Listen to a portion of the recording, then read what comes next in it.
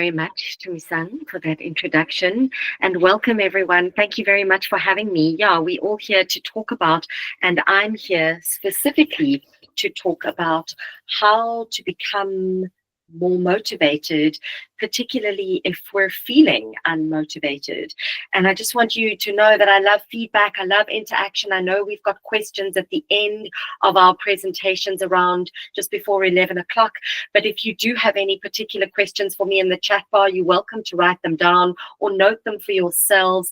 And I love reactions. So just give me a thumbs up if you know what I mean when I say we can all feel unmotivated. Just give me a thumbs up if you know what I mean when I say we can all feel unmotivated. So the first thing, if you're taking notes, I'm a little bit like a lecturer. Just write a bunch of notes if you want to, so that you can do something about that feeling of being unmotivated. I'm going to invite you to write down that it's normal to sometimes feel unmotivated. So don't panic or stress or blame yourself or get into too much. But what I'm here to talk to you about today is how to be more motivated, what to do about that feeling.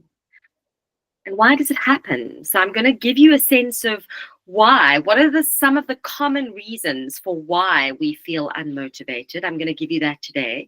And I'm going to give you a little bit of a sense of how to feel more motivated. And what I'm really going to invite you to start by writing down is that what I really want to share with you today is some skills. I'm going to start you off with a big, important skill on how to get yourself from unmotivated to motivated.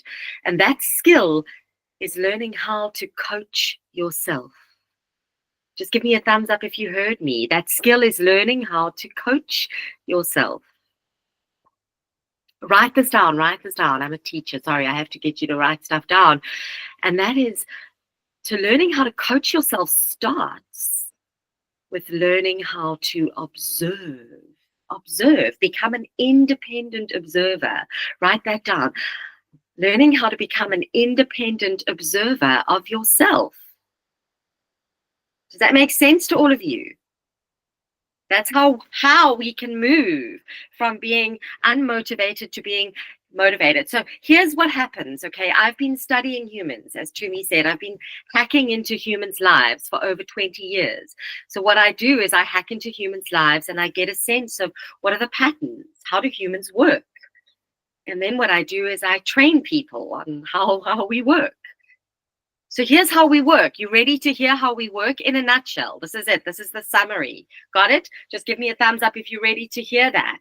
What happens is we unconsciously, a lot of the time, we experience sensations in the body.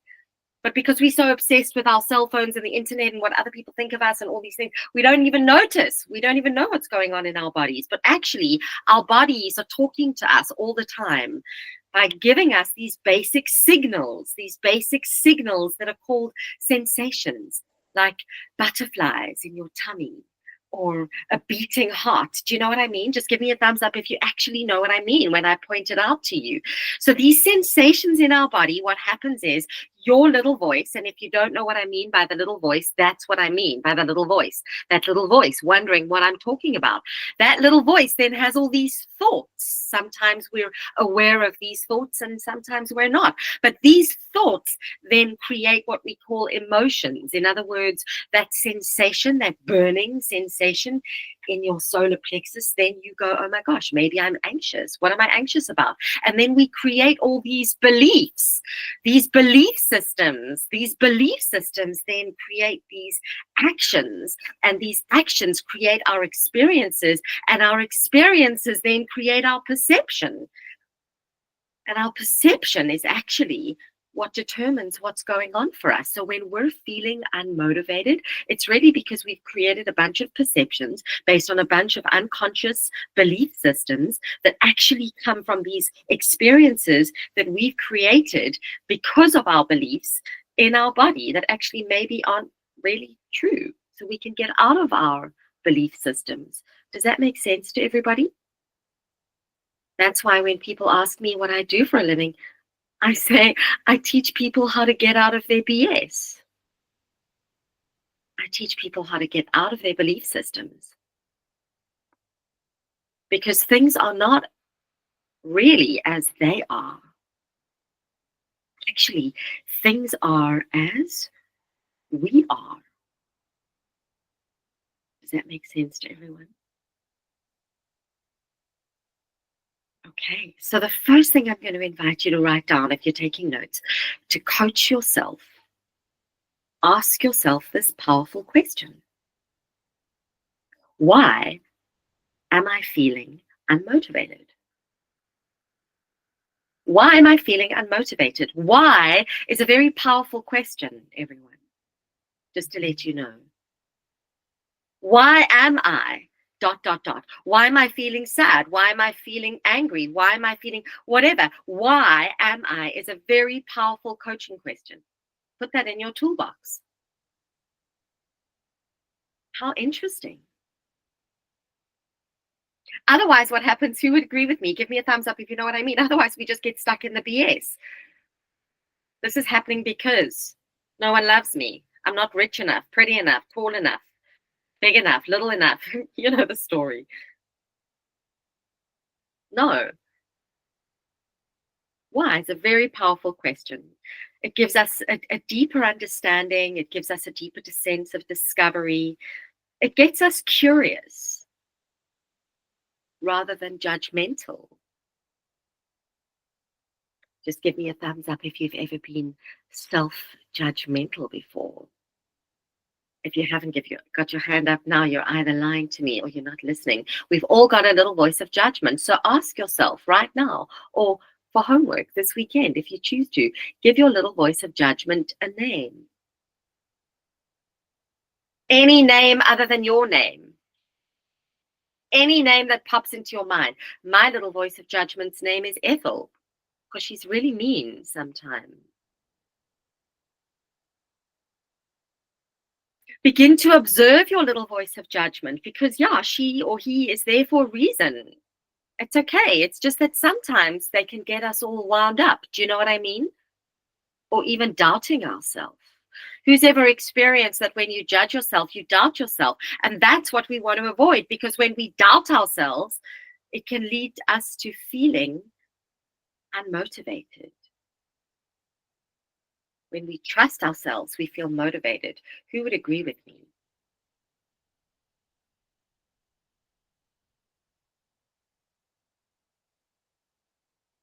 So why? Why is a really powerful question. When you've written down whatever it is that you have come up with, because it's not up to me or anybody else, you've got to figure out why you feel unmotivated. Some common reasons for feeling unmotivated, you can write these down. Maybe this will help guide you or give you a sense of not to blame yourself, but rather how to address the reason. This is it. How we go from feeling unmotivated to feeling motivated is we've got to address the reason why we're unmotivated. And a common reason is exhaustion. We're making up a whole lot of stories for why we're not good enough, or maybe why we don't work hard enough, or maybe why we don't have any luck, or whatever the story is, the narrative in your head. You've looked at that in the why question. But sometimes it's just pure exhaustion. And not because you didn't get enough sleep last night, but because the year has been exhausting. Do you know what I mean? And I want you to write this down, please. Please write this down. Don't underestimate the impact of emotional exhaustion. We had a gentleman now this morning, if I may use you as the example. You've just spoken about your 93-year-old mother. There's a lot of emotional investment in looking after our parents, for example. There's a lot of emotional investment in caring for our children, our spouses, our other family members, being the provider, financial provider, whether you're a single parent or a dual income, it doesn't matter. Do you know what I mean, everyone? That's life. Yeah. To speak nothing of what's going on around the world. Change is emotionally exhausting for humans. Uncertainty is emotionally exhausting for humans. Just give me a thumbs up if you all know what I mean. I'll be fine. I know you will. I'm just saying that it's a big emotional investment.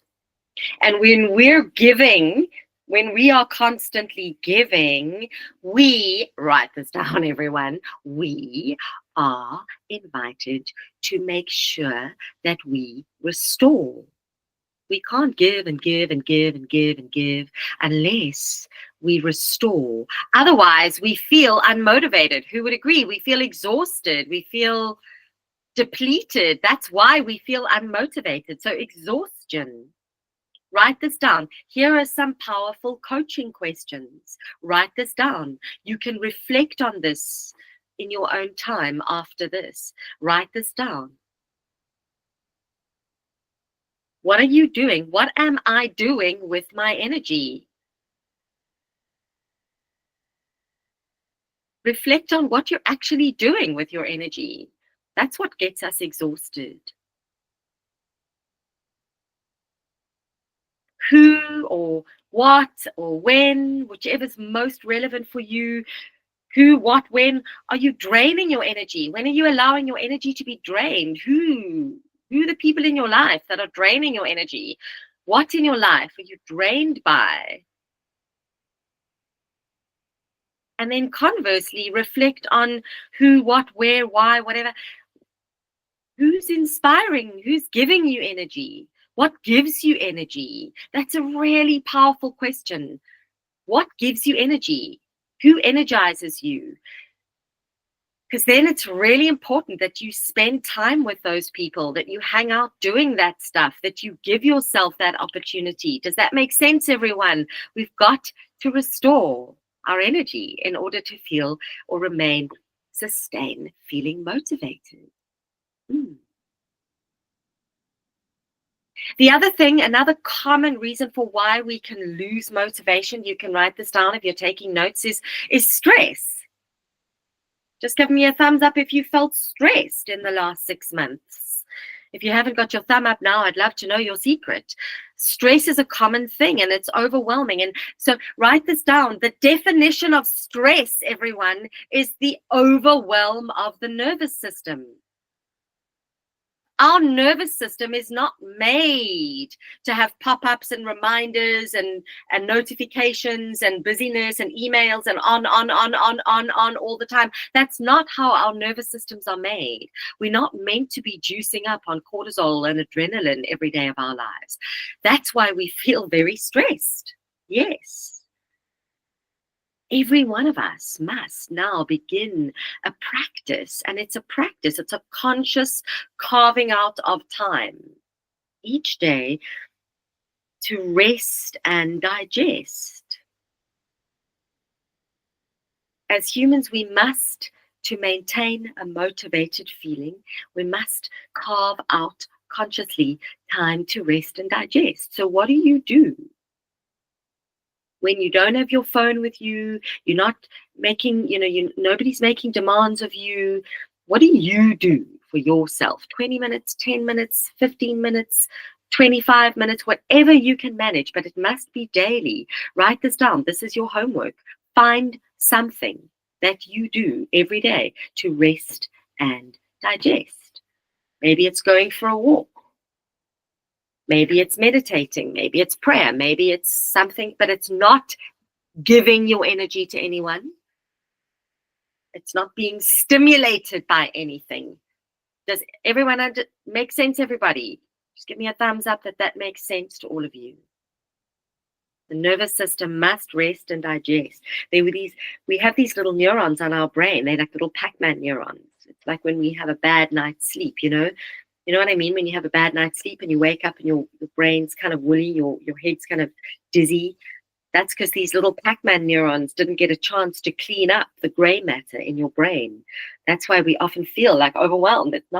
It's we can do something about it. And then find out what's overwhelming you. A good example is the media. When you look at too much stuff, it can be stressful. Cut it out. Narrow it down. Do something about it. And then ask yourself as well, this is a big, powerful, grown-up question, but ask yourself, how are you contributing to your own stress? Some of us put too much pressure on ourselves. We demand too much of ourselves.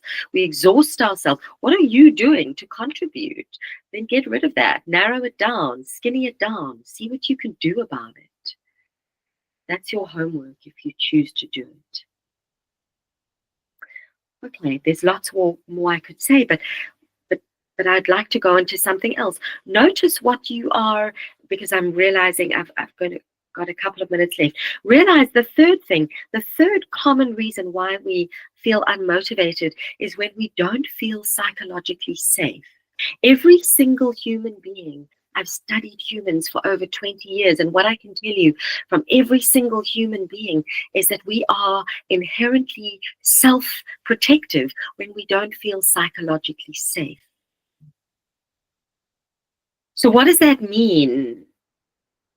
When we're protecting ourselves a lot, we're feeling that we drain, we like unmotivated, it's exhausting, it's damaging, it's traumatic even. We're putting too much energy into protecting ourselves because we don't feel psychologically safe. That can be very unmotivating. So how do we motivate ourselves? Because remember, we're talking about going from feeling unmotivated to feeling motivated.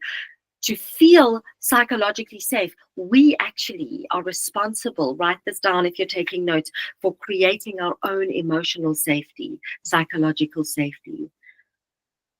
Now, the long term, the real work around this, which is not something I can go into today, but the real work around this is actually to look at how I heal. What do I need to heal? Because healed people heal people, hurt people hurt people.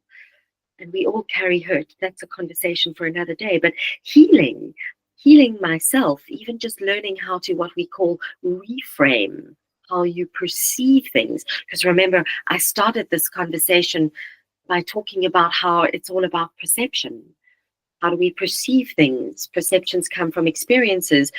Experience come from beliefs. Beliefs come from how we feel. How we feel comes from the story that we've given these basic sensations in our body. So actually reframing our future, reframing unmotivated into motivated feelings begins with really practicing three key things. And the big one, the one that we start with is practicing self-love. What does that mean? That means really looking at tuning in, write this down, tuning into the body, listening to the body. When I'm feeling afraid, why? Instead of just having a couple of beers or banana nut muffin, really asking myself, what am I really afraid of? Or am I afraid? Maybe I'm not afraid. Maybe I'm just dehydrated. Did you know that? We give a lot of stories to these basic sensations in the body. We can actually manage these basic sensations in the body much more efficiently than we know we can. Most of us are conditioned, socially conditioned by growing up, by the school system, family systems, religious systems, etc., not to ever feel our feelings. But why? Because feelings are like toddlers. When we don't give them any attention, they usually have a meltdown. They explode. We shut down, we act out, we rude to people, etc., in the least opportune moment because we haven't actually addressed what we're really feeling. Do you all know what I mean? So if we just learn to tune into the body, ask ourselves, actually, what is this sensation that I'm sensing? It's just, wow, it's like a butterfly's feeling in my tummy. Why?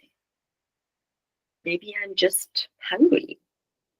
Or maybe it is my intuition telling me that I need to be afraid. If we learn, everyone, how to manage our body, we can really practice self-love. We have the energy then to take care of these thoughts, damaging thoughts that undermine our self-esteem. So that's what I'm going to invite you to start by doing, because I've only got 2 minutes left. Mind your mind. What are the thoughts? What thoughts pop up? How do you talk to yourself? Are you kind or are you cruel? Get yourself what's called an unambiguous stimulus. This is another piece of homework. Write this down. It's a practical thing that we can all do, whether that's a piece of music, whether that's walking barefoot on your garden lawn or in the park, whatever it is, something that instantly makes you feel energized, positive, happier, good.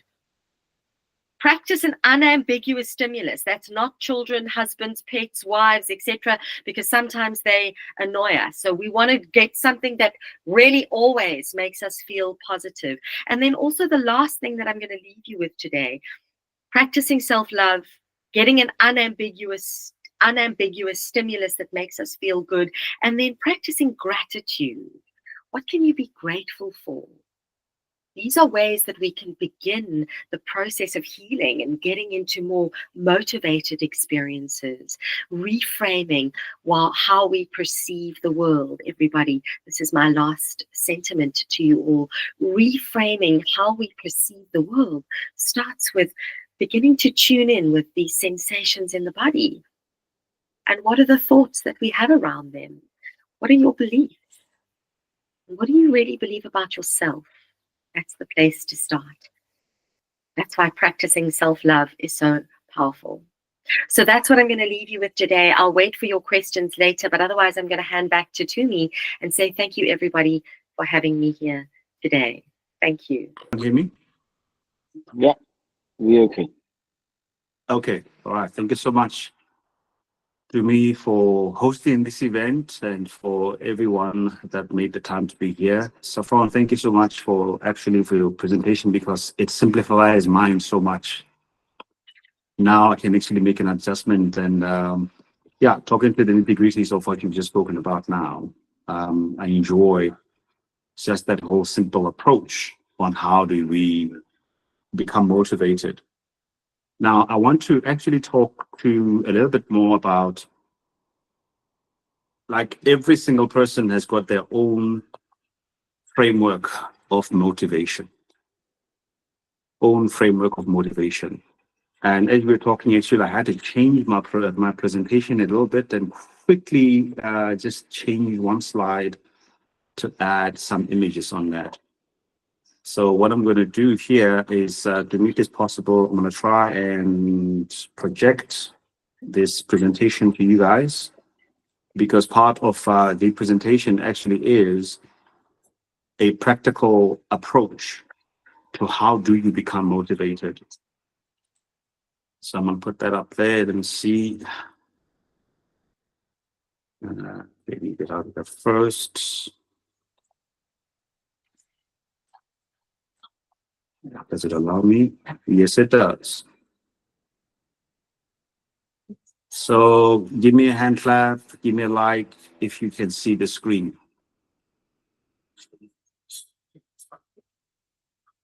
Oh, here you go. Okay, now let me do it then, project it widely so you guys can see properly.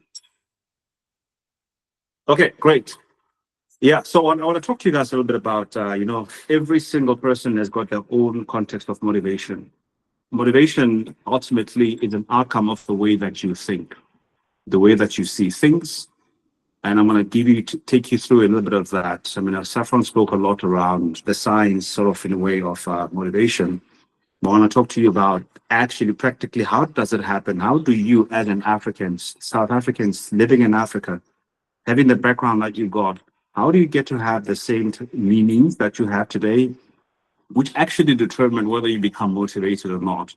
For me, one of the most common questions that I get from people all the time, whether they're adults or kids, is these two questions. What must I do and how do I do it? Which actually tells me that there is a little bit of an insecurity within humanity in general, as far as decision making and as far as deciding on what they want to do.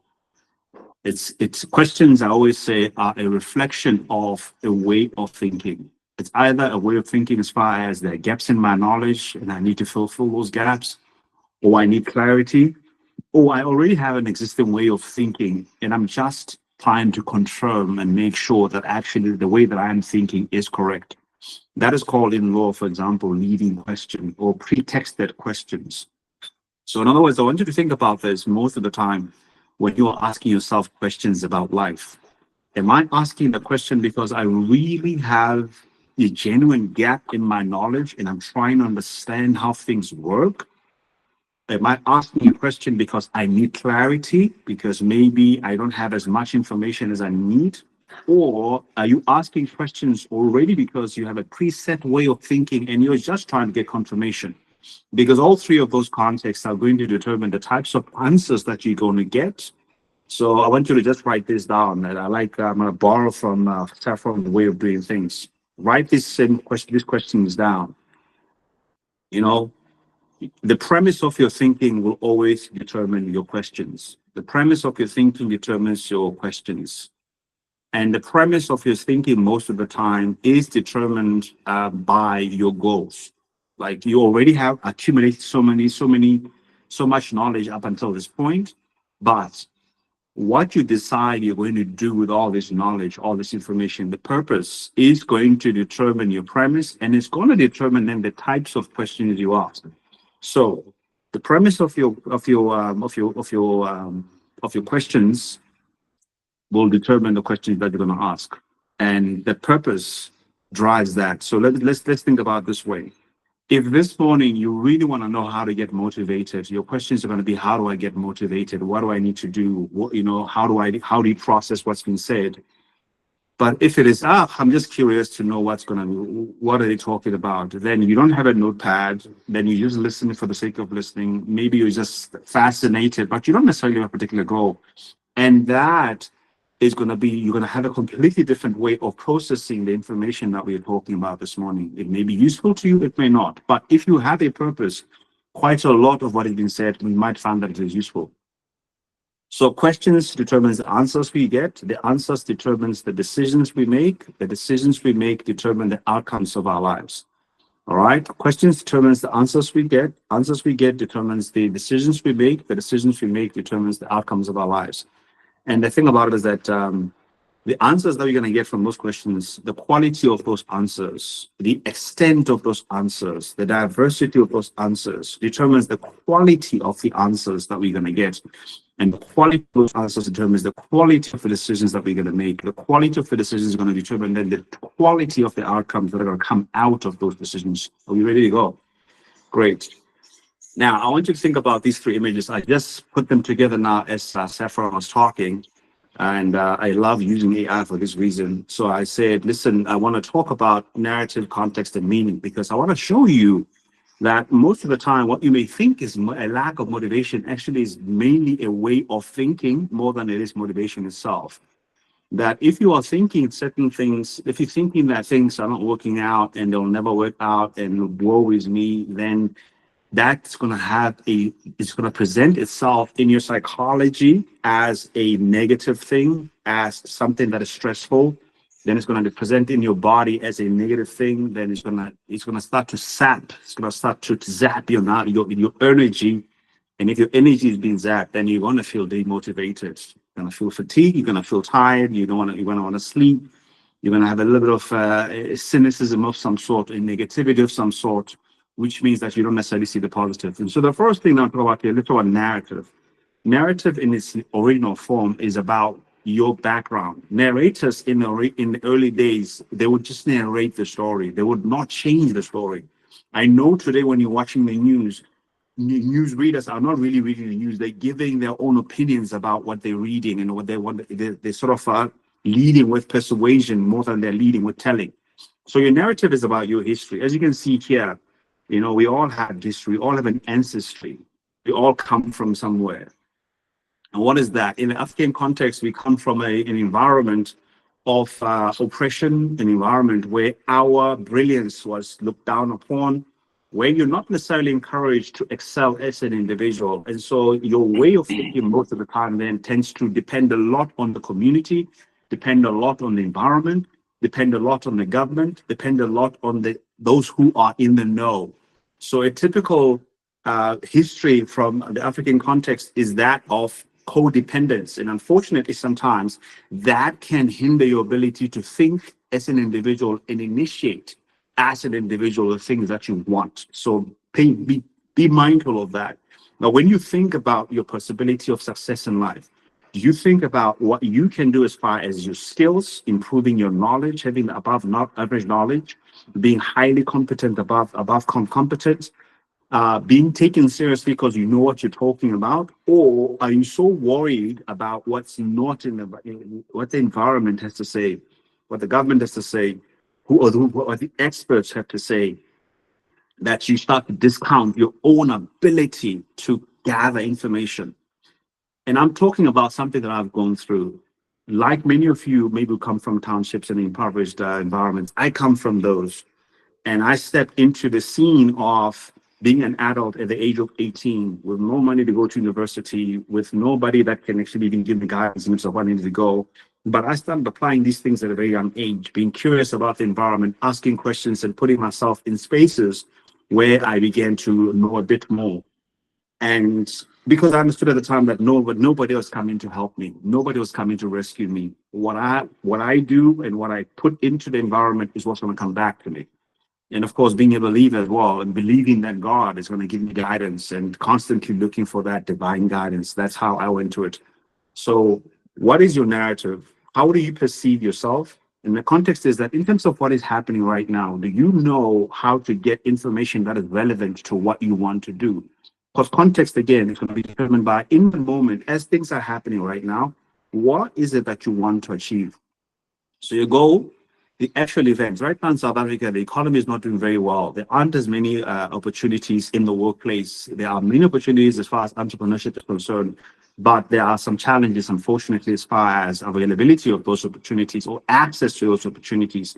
So how do you empower yourself then to access the opportunities? This day and age, the use of AI is such that you are able to access a lot more than what you could. I just created these images in less than 2 minutes. Less than 2 minutes, just by knowing how to communicate to the computer. And then last is the meaning. And the meaning is about your values. What are your values? Saffron spoke about belief systems. Belief systems determine are also part of what determines your meaning. What do you think certain things mean? Because your meanings then lead to how you interpret the information and then whether you're going to feel motivated or not. So when you interpret what you're going through based on your narrative, based on the context, and based on your value systems, belief systems, based on your relationships, the people that you have relationships with, based on your own desire in the moment. What do you want to achieve in that moment? You're either going to get motivated or demotivated. And I hope that helps. We don't have a lot of time, so let me keep on going. So there's 7 things I want you guys to think about that I want you to cultivate. And I'm going to go through this a bit faster, but I hope that you can be able to take screenshots, write down, and I think this thing's been recorded. So I think maybe 2 minutes going to be 40 through to you guys. So I'm going to go a bit fast. So I'm going to give you guys as much information as possible so you can be able in your own time go through it. The first thing is I talk about these 7 C's of success, and these are live by. I live by these 7 C's. And the first one is confidence, because 85% of the people in the world suffer from a low self-esteem. They've got a low self-belief. They don't believe in themselves. And I describe, let me go back. I describe confidence in this way if you want to write it down. It is a strong belief in who you are, what you can do, what you can achieve, and how, in relation to the environment, who you are, what you can do, and what you can achieve. And of course, that's those 3 things that will determine also how you view the environment. A couple of things as far as what builds your confidence. The first one is that you got to have your identity. So if you go back to the images I showed you, identity is crucial. Part of where you come from, things that you cannot change about yourself. Do you have a strong belief in who you are as a person, as an African, as a woman, as a South African, as whatever it is that you are currently doing? Do you have a strong belief in your ability to compete, in your ability to express yourself? So it's important to be self-aware, to have the self-belief, and to accept yourself. The reason why you accept yourself is because if you don't accept yourself, you will not be realistic about your areas of growth. You will not be able to leverage your strengths. You will not be able to improve on the skills that you've got. So when you start sitting down, like I normally do this, I like to have notepads all the time, and I like to write down. So I want you to write down, as far as your competencies, if you were to write them down, what is, on a scale of 1 to 10, what is the competency level? Are you at a 9, 10 being the highest, 1 being the lowest? In terms of your skills, are your skills compatible to whatever you want to do? Number two, as far as your knowledge is concerned, how much is your knowledge you got? Are you above average knowledge? Is it average knowledge? Is it below average knowledge? How much do you know about whatever it is that you're supposed to do? These day and age, you can be able to acquire quite a lot of information online about what you're supposed to do. So how much knowledge are you able to gather? Okay. And another thing about it is that as far as opportunities are concerned, listen, you're looking at your skills and you compare your skills to, are they compatible to the opportunities that are available in the environment? Online, you're able to check, okay, with ChatGPT these days, you're able to go online and say, okay, what opportunities are there in my environment? You know, what are jobs that are available in my environment? For this type of job, what kind of skills do I have to require? You can be able to create literally your own courses online if you don't have money to go to university, for example, or you don't have the ability, you don't have the, you can't afford a tutor. You know that these days with AI, you can actually have AI tutor you in a particular subject on your phone with that voice mode. You can literally ask it information about whatever you're studying and compare it with what is available out there. And of course, you always got to check the information to make sure that it's 100% correct. But some of those skills are available. The second thing is that personal vision. What do you want to achieve? What's your purpose? What's your direction? What impact do you want to make in life? How significant do you want that impact to be? If you don't have a plan, then anywhere, whatever you do is success. You know, even if you don't succeed, then for you is success.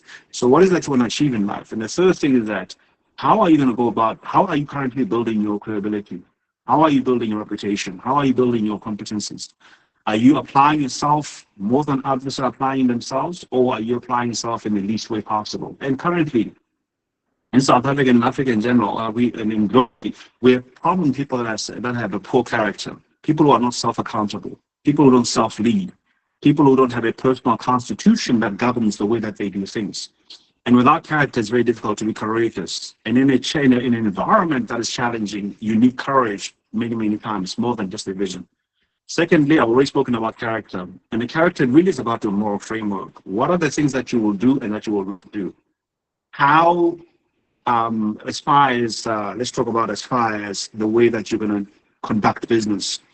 If you're deciding that I'm going to be corrupt, I'm not going to lie, I'm not going to, I'm not going to manipulate people, I'm going to be deceptive, and character says also I'm going to be disciplined, I am going to be, do what I say, or I have high integrity, then people want to do business with you.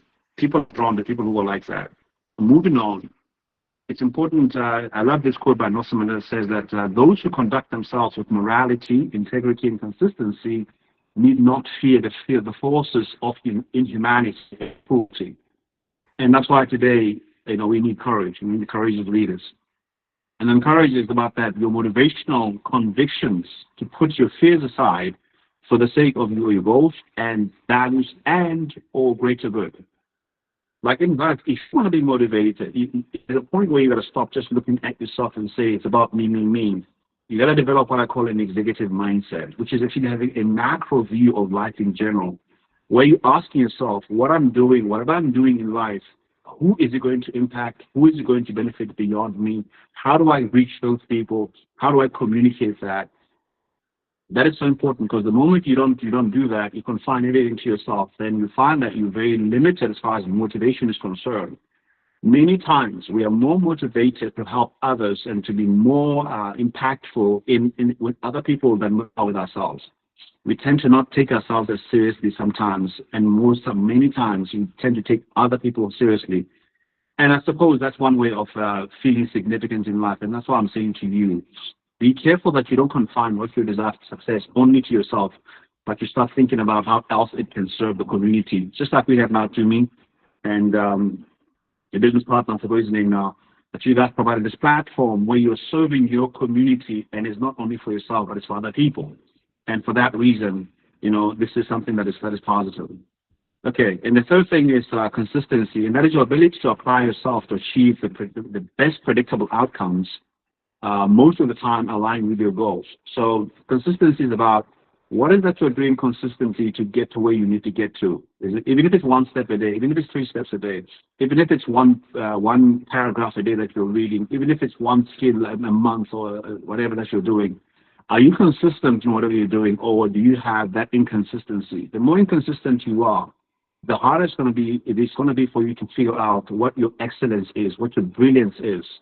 But the more consistent you are, the more you can be able to identify what makes you authentically, incredibly excellent at what you do. And then thankfully, when you do that, what happens is this. What happens is that you reach a high level of proficiency, or you reach proficiency to the high level of competency. I hope it's making sense. So if what I'm saying is making sense, and I'm talking at a very fast rate, but if what I'm saying is making sense, do tap the screen, do like. I don't know, I can't see it on my.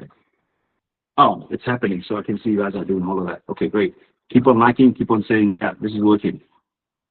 And then I believe there's that consistency is the strongest link in the chain of success. Consistency is the strongest link in the chain of success. So it's important that you cultivate that. 3 things: practicing the activities that you need to every day. Discipline, as far as having the laws, subjecting yourself to self-accountability, having a schedule, commitment to whatever you're doing, and then to the best of ability, working as hard as and as smart as you can. So constantly looking at what you do and asking yourself, am I applying the smartest, the most, I think about 3 things. Am I applying the best methods possible, the least energy possible for the maximum results? Best methods, least energy, maximum results. If you can have that as a way of the consistency, then you're the way to go. And then lastly, patience is about delaying gratification. Can you wait out the process to wait for the best outcome, or are you always rushing to the outcome? I'll move on here. Creativity. Creativity is about your ability to think outside the norm and explore the possibilities beyond what is known or what you know now. Can you expand your mind beyond what you know and start to explore things that you don't know? Like, I love Gen Zs for these reasons. I love how Gen Zs are able to apply themselves in multiple domains all at once. I love how they can be so confident about their ability to do certain things. At the very same time, also, I am a little bit concerned about the fact that they tend to have difficulty in terms of managing difficulty, because they feel maybe when things are challenging, it means that something is wrong, you know. So there's always something also to add to that as well. So creativity, can you explore things outside of what you know? Thirdly is collaboration. The business of today is a business of collaboration. Uber, Bolt, Airbnb, these social media platforms. Most of the business of today that are succeeding are businesses of collaboration with influencers. Right now, what we're doing is collaborating. Me and the team are collaborating with Stefan and I and Calvin to have this event. Collaboration is your ability to connect, create with, and build with others for the common purpose. Connect, create with, and build with others for the common purpose. So get this thing out of your mind of thinking that you're going to have an overnight success by yourself. It's important to learn to collaborate. And then lastly is communication, guys. Communication is crucial. If you want to be taken seriously in life, learn this at a very young age. Develop your communication skills. And communication isn't about talking. It's about your ability to interrogate your motives. Can you interrogate your motives? I mentioned earlier on that when you start out, you got to have a purpose. So interrogate your motives, formulate and articulate your ideas with clarity for a particular purpose. Don't just be this type of person that just fills the air with words that mean absolutely nothing. When you are in spaces, formulate your ideas, speak directly to a particular point. Really learn to value your words. Your words are a currency. Your words are currency.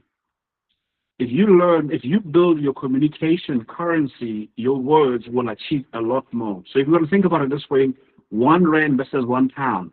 Is your word, 1 word, a rand, or is your 1 word a pound? Does it have 32 times the impact, or does it only have 1 time the impact? This is so crucial. Develop this at a very young age. Stop saying to yourself, I'm not a good communicator, because as Saffron has said, whatever message you send to your brain, that's what your brain is going to help you to do. So if you don't want to be a bad communicator, stop saying you don't want to be a bad communicator. Stop saying things that make you weak. Stop saying things that you don't want to prove about yourself. Stop confessing rubbish that is not helping you to get to where you get to. Get over that narrative of feeling that you're weak, I'm black, I'm all of that. Like, in the world, we don't care about your race. We don't care about your background. We care about your value. We care about what you're bringing to the market. How do you ensure that what you bring to the market is so huge that everybody is willing to pay the prime rate for what you bring to the table? So communication, it builds stronger relationships. It enhances persuasion and influence. It improves problem-solving skills. If you've got poor vocabulary, you are unable to solve a lot of problems because you don't have enough vocabulary reaching your mind. That's why sometimes you get stuck. So if you realize that you struggle to communicate, build, read, study, listen, learn, this, and then also it boosts your personal and boosts personal and professional growth. People who communicate tend to be given opportunities first, and it improves your perception of your competence and your leadership. People who are great communicators are perceived to be smarter than those who are not, up to 3 times more smarter, up to 4 times likely to become leaders, up to 7 times likely to be more persuasive. That's why people can fall for scammers who are great communicators, because they're able to bypass people's inability to, or people's desire to look for competence. Understand this, everybody is looking for someone competent. People are looking for people who can solve problems, who can explain complex things, who can simplify complexity. And if you become that person, you will find that your efforts have a high return. Then you don't become as demotivated because you're being taken more seriously. And it will in turn also motivate you because it's going to strengthen your own confidence and your own self-esteem. There's so much more that I can be able to say, but if you want to follow and you're going to learn more, you can be able to follow me online. I'm going to close up with this. Potential for you as a young person, if you want to wrap this up, it is the sum total of all your performance components working together in a compatible environment. The sum total of all your components of your performance working together, matching, being compatible to environment.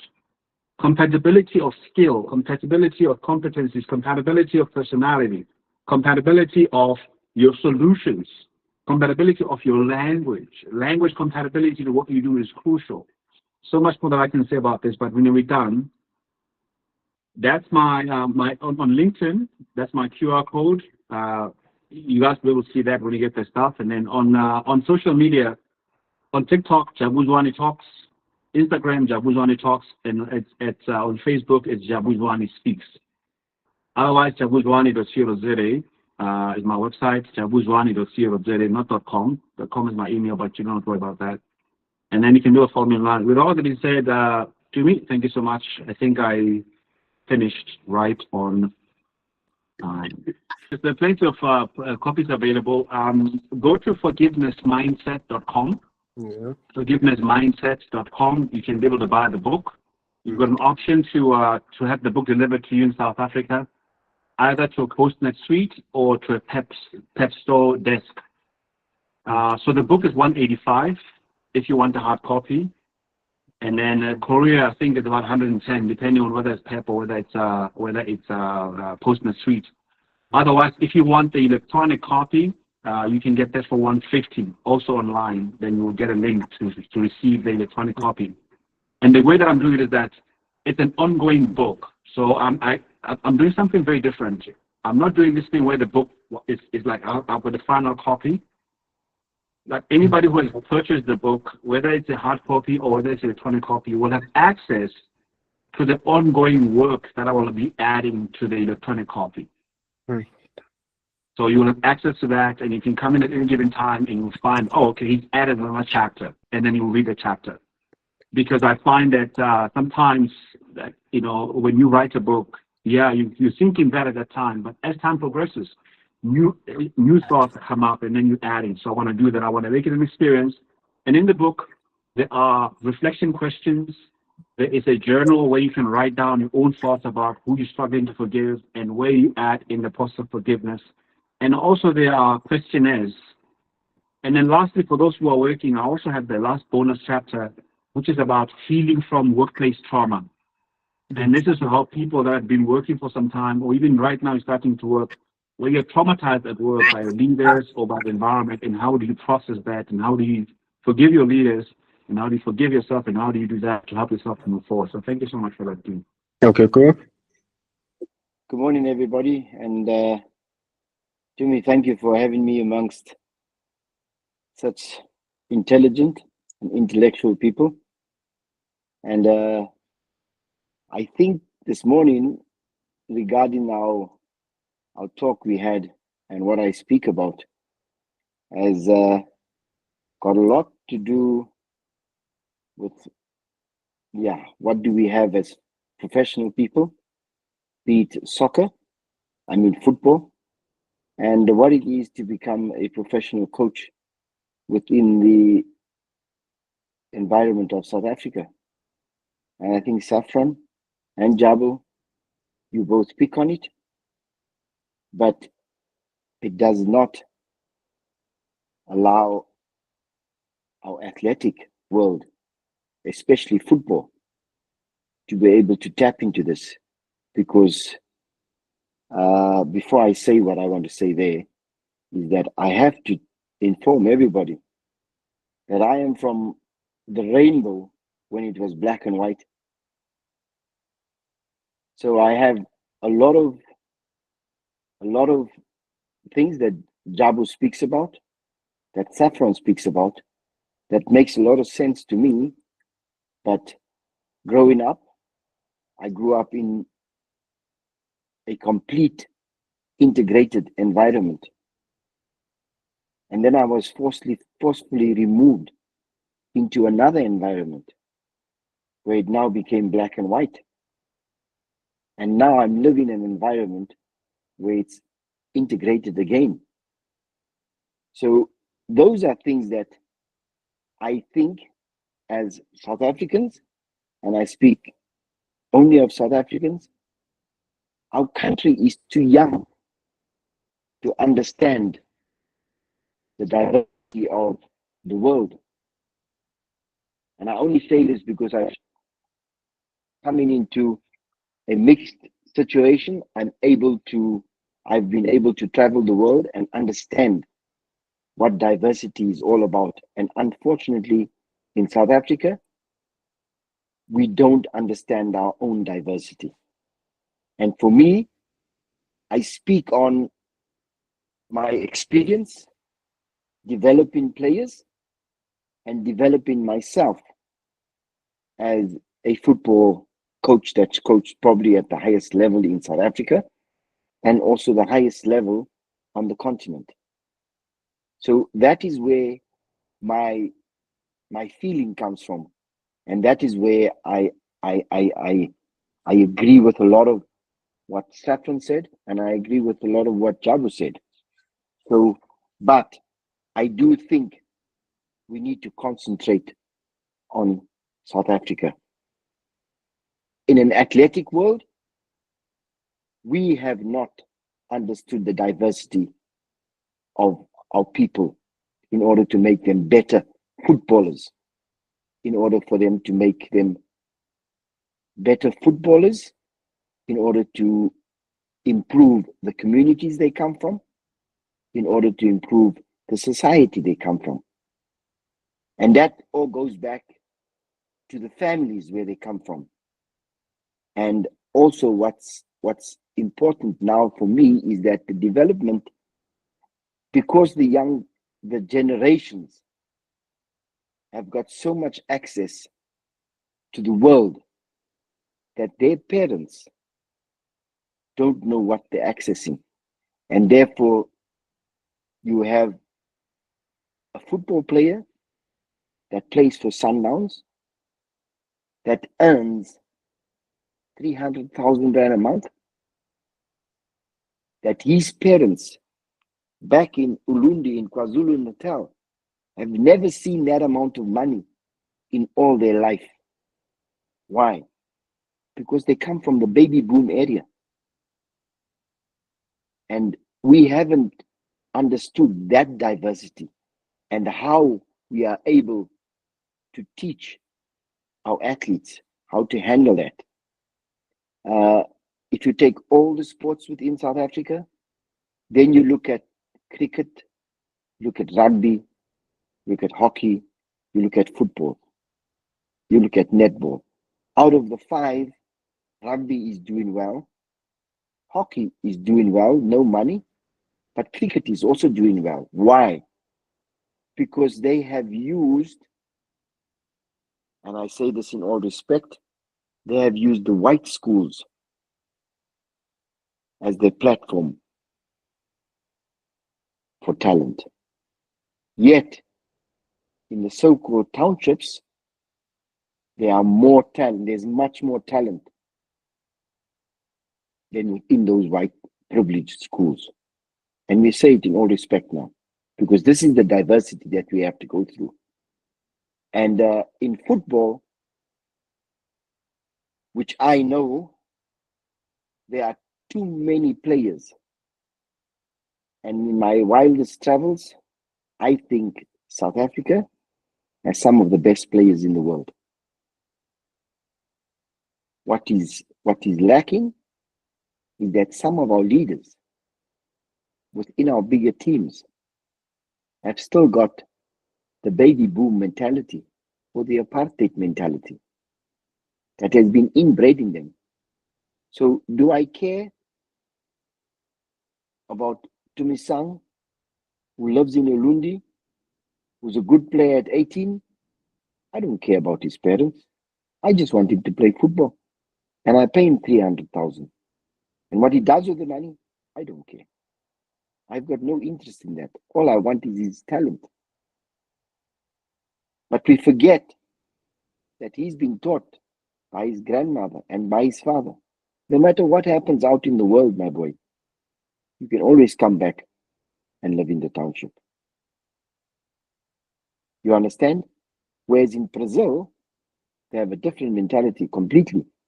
How do I get out of this favela for the rest of my life? And I've stayed in Brazil for 6 months. I've studied the people. I've stayed in Europe for 6 months to study the people and understand them. Why are their footballers more successful than our footballers? Yet, I believe that we have more talent than them. Why? Because we have a diversity of genes within our players. If you look at our people, there's no pure, yes, we speak 11 different languages, but I don't think there is a pure race. So we have the genes all mixed in us, from Zulus to Xhosas, from Xhosas to Pedis, from Pedis to so-called only word in the world that for me is worse than apartheid is so-called colored people. Where they got that word from, I don't know.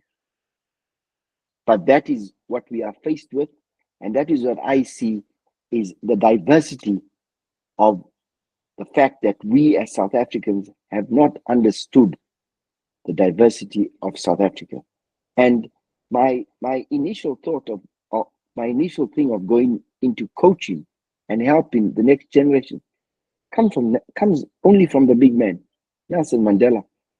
And he said, sport is the only tool in South Africa that can change the world, or that can change the mindset of people within South Africa.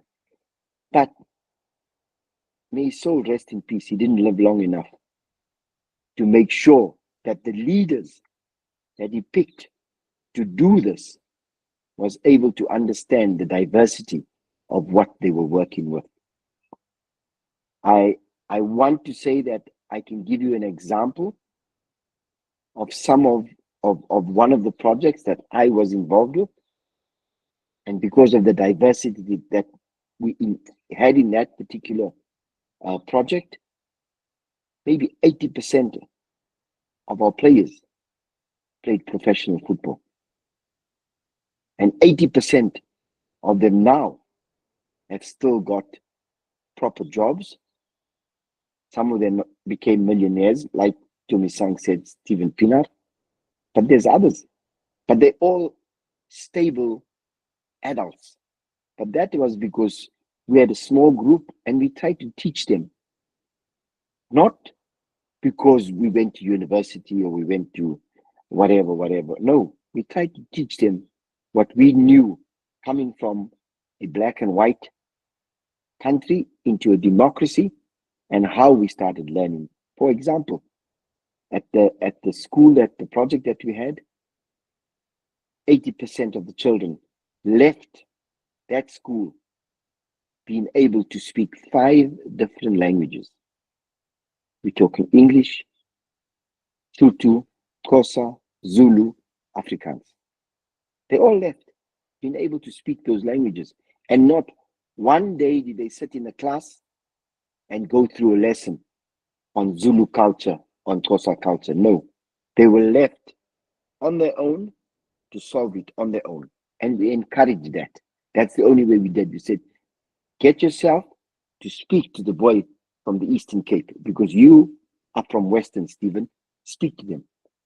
Teach yourself because the main thing that's going to happen, you are going to be by yourself in between 4 lines playing football. And that's why they understood each other's culture better and they respected it. But that is, like Saffron said, without any formal way of teaching them that this is how you say morning, morweni in Xhosa. This is how you say in Sutu, Tumela, in Zulu. You understand? So those things were all taught like you would teach, and Saffron said it, like children grow up and teach. And that's how we did that. As far as it's a little bit of a short story on how we did that. But then the coaching part was all to do with where I played. My coaching, I think I must come back and go back and play professional football in a non-racial environment, completely non-racial. I don't know if any of you know what FPL means. It's the only sport that played non-racial sport, and they were banned. There was a group called SACOS, and that was who we were. I played in that environment. And then when it all came together, I left and I said, I'm going to follow Madiba. But along the way, I went to school, played professional football in that environment, which nobody really knows sport, and I started coaching. And because there was no coaching courses, there was no coach to follow in South Africa. Everybody was, a lot of the people who came with coaching experience to South Africa were foreigners. And we said, you know what? We know what they're trying to do. And again, because of the area, because of the time, our owners, especially the big clubs, like to bring in foreigners so the foreigners could see, well, you know what, these people don't know nothing. We can just come and we can be dictators and we can get the best out of our people. Even till now, that is still happening. But in saying that, we went on a road journey whereby we spent time in Holland, we spent time in Europe to study the game. We went to America, we studied the game. And we did not only study the literature. What we did do, and this was a common thing amongst the guys that we were together, is we went there, and I always say this, and I give credit to my mother for always telling me, my boy, steal wherever you go. But don't steal with your hands. Steal with your eyes. That is the biggest thief you can ever be. Steal with your eyes. And we went out and I stole with my eyes. I stole everything. I stole the way it's organized. I stole the methods. I stole a lot of things besides using my hands. And I'm grateful for her because I have a lot of that type of knowledge coming back to South Africa and able to look at our athletes and ask myself, are we doing the right things for our athletes. Unfortunately, within football, I still think we are 10 years behind, many years behind the rest of the world, even though I do believe we have some of the best talent, natural God-given talent within the country. But it's been, if I don't want to use the word oppressed, whereby we all looking to make a quick buck on whatever athlete we have. We're not looking to get them going, get them into the world, and get the people to see what South African footballers are all about. We're all looking, and there's examples that I can give you now that don't make sense. We have a current boy named Mafokeng who plays for Orlando Pirates. Very, very, very, very good player. But you know what? We want to make money. We want to sell him for 45 million rand. Don't. Send the boy out to Europe. Let him play. Let him get rich. Because you don't need the money. And this is where our current crop of leaders within the sport of football is all about money. If I ask you simple questions, what teams do you know that belonged to the PSL 10 years ago? If you Google, you will see the names. If you Google the teams that are in the PSL now, you will see those names have changed. And that's because there's no stability in the head of the football. There's maybe stability of the teams that are there, the names, Chiefs, Pirates, Sundowns, Supersport. The rest is all different teams. So in 10 years, the PSL has changed maybe 6, 7 times the names and the owners. Whereas if you look at the more affluent teams that a lot of South Africans follow, those names have been there for 140 years. The English Premier League has not changed names for 140 years. The Brazilian League has not changed names for 100. The same goes on for Barcelona, the Spanish League. But the South African Premier League, that is so-called the best product within Africa, has changed names 10, 15 times within the last 10 years. And that is why, for me, working in Egypt at the best country the best team in the world, which is called Al Ali, their names haven't changed within 100 years. Al Ali is 110 years old, but they have not changed their mentality. They have not changed their diversity to promote players that play all over the world and come back with a good understanding of what the other side of the world is doing. And this is where I go back again and I say, we have not understood the diversity of the South African culture. And we have not taken the responsibility to equip ourselves first to be able to go out into this world of democracy that has been going on for more years than we can boast, for more sunsets than all of us together have ever seen. We have not understood South Africa. And that is why the rest of Africa is able to come into South Africa and do what they want to do. Simple when you look at it. And I'm not saying this is bad, this is good, but we've allowed it.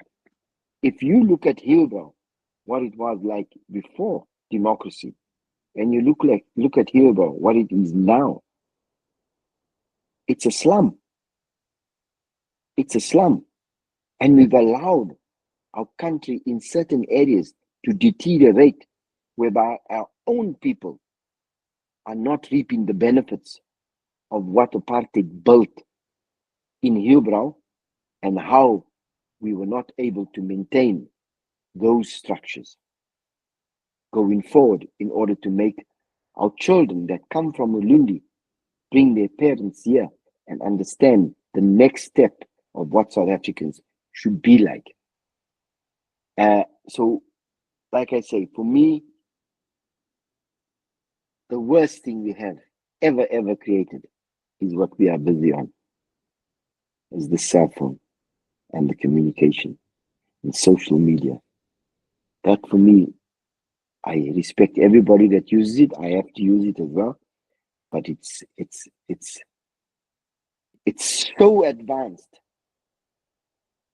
that our people that matter most are not at the same footing in order to keep up with that advancement.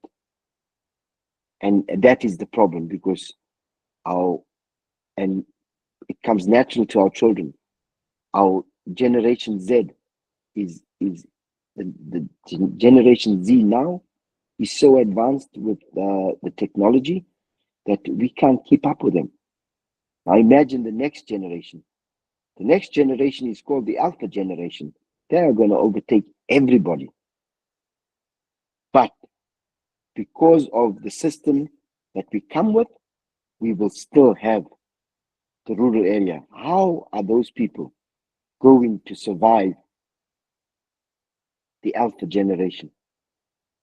How are the townships going to survive the Alpha generation?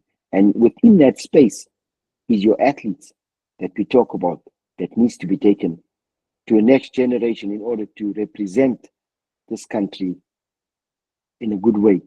And even as we speak now, the leaders of football are not hiring coaches that are able to bring along people that want to improve the team. No, they're hiring coaches who are able to come along and say, okay, what do you want me to do? They're hiring doers. They're not hiring, it's not a we thing whereby we hire a coach in order to make our team better. No, we hire a coach in order so that we can tell him next week, you must play Tamisang, you must play Cabello, you must play Jabu. You understand? Those are the three players that must play. Those are my players. And don't forget, you must put Saffron in the polls. That is the type of leadership we have in South Africa as far as football is concerned. But along with it comes all these little things that Jabu, you speak about, Saffron, you speak about. I think I've spent too much time, and that's my little 20-cent piece that I can add to some very intelligent people who've spoken before me. Oh, well, Tumisang, thank you for having me, and I hope I've added value, and I hope we're able to converse more in order to fix Generation Z, yeah. and most importantly, the generation before me and the Alpha generation that's on its way. Mhm. Oh, well said, Kevin. Thank you. I'd like to highlight that one thing that really Are we resonates. okay? Yes, we are. One thing that really resonated was the stealing with your eyes. And I think it goes I'm done. down to. Can you? Oh, can everyone hear me? Okay, no. So Yes, we can. okay, perfect. So, stealing with your eyes, it goes down to also what Saffron mentioned, which was, the belief system that we've created for ourselves through seeing, through our sensations, which is seeing, hearing, you know, however way we interpret certain things that happen around us. And that's what makes our environment count so much, right? He also said something about leadership, which was really strong.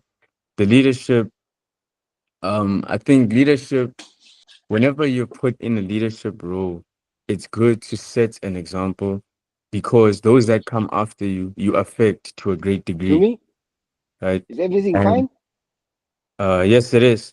I don't think maybe you can't hear us, but everything is good.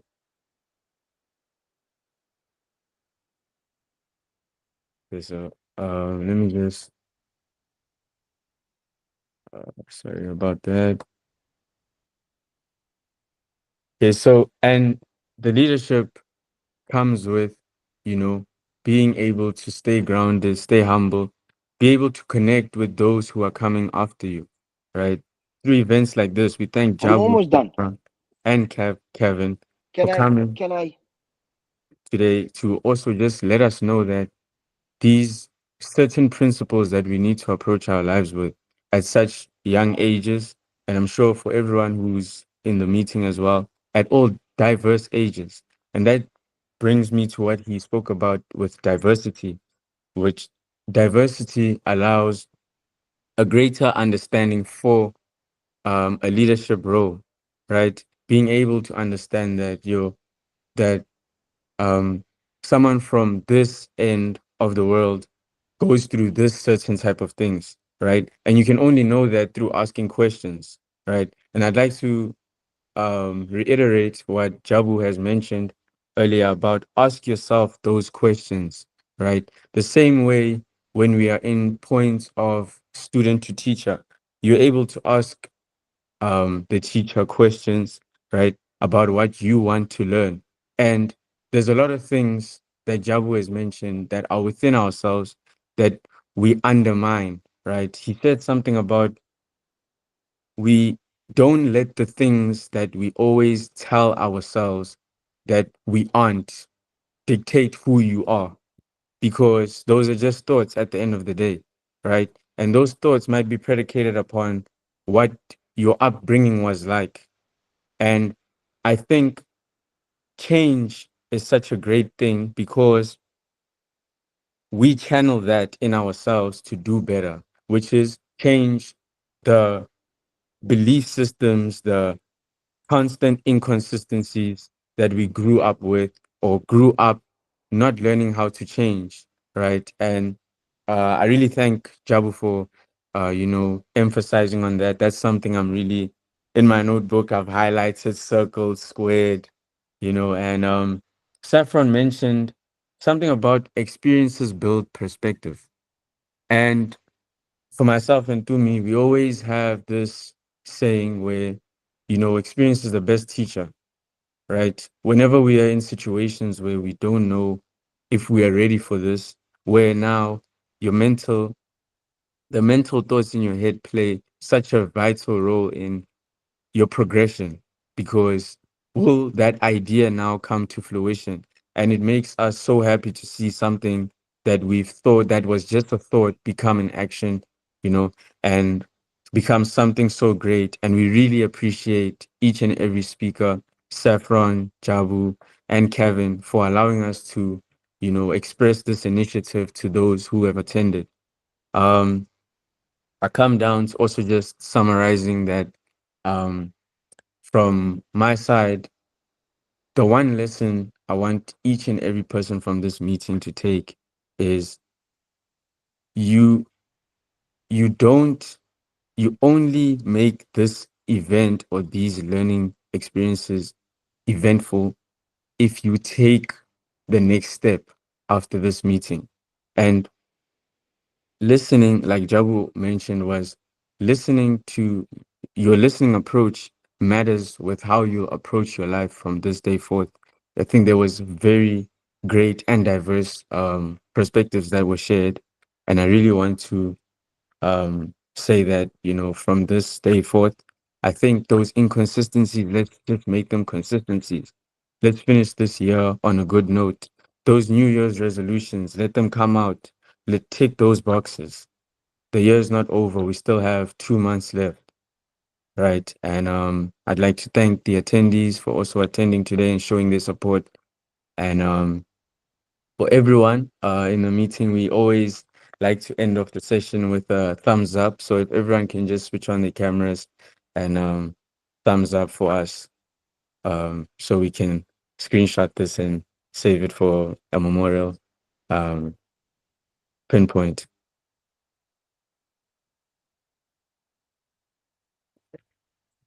Okay. Thank you very much. And yes, thank you very much to Saffron, Jabulani, Kevin for giving us your, such expensive time.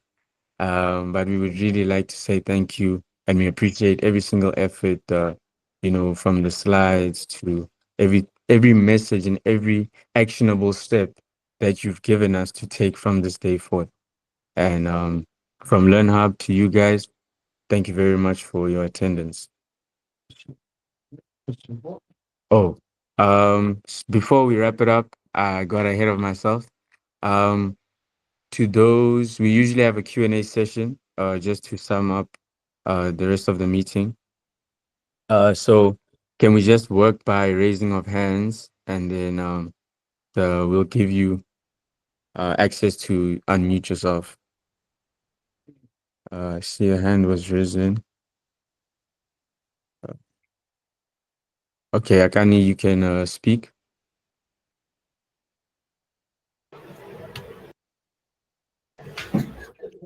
Hello everyone. My name is Akani, and I have a lot of questions, but one question that stood out to me when Jabu was speaking is that if you are feeling unmotivated and the unmotivation is caused by your surroundings, the ones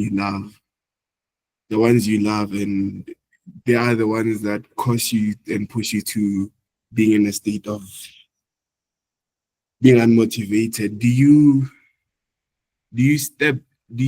let go of everything, and then do you erase yourself from the equation to be at your best, or do you stay there and try to make things right with the ones you love, or do you focus on yourself and thrive to be the best at what you do?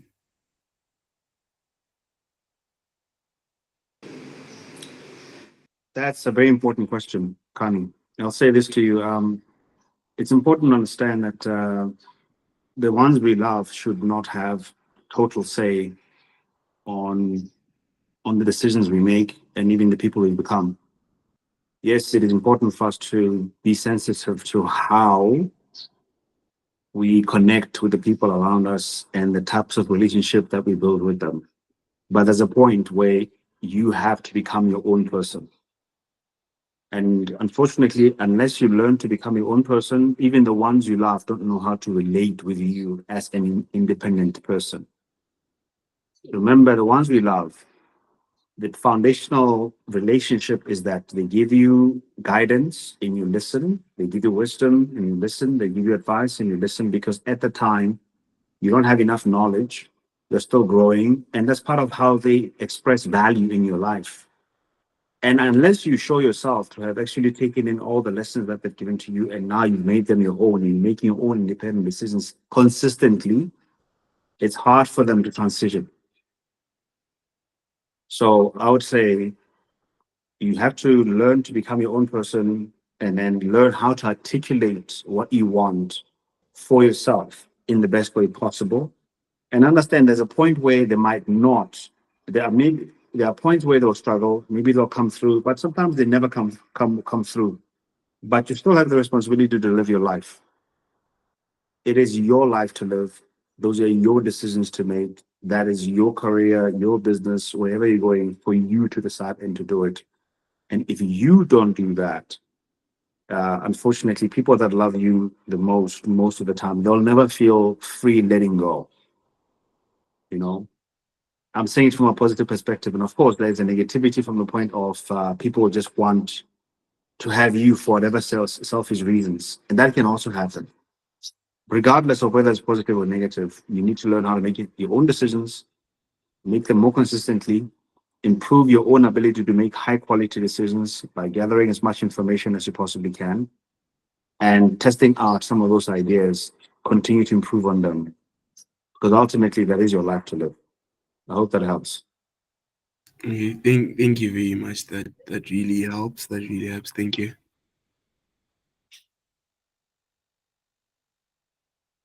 That was a great response from Jabu himself, um, and a great question from Agani.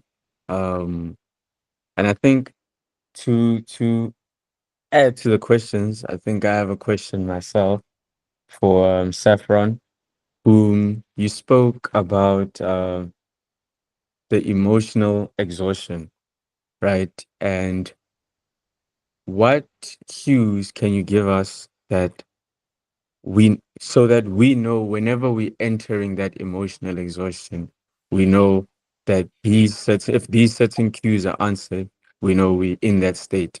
And I think what actionable steps should we take after being conscious of the fact of being in that emotional state? Yeah, thanks very much. That's a really, really great question, Cabello. And I think the answer always goes back to what I talk a lot about when I'm training leaders and coaching people, and that is always listen to your body.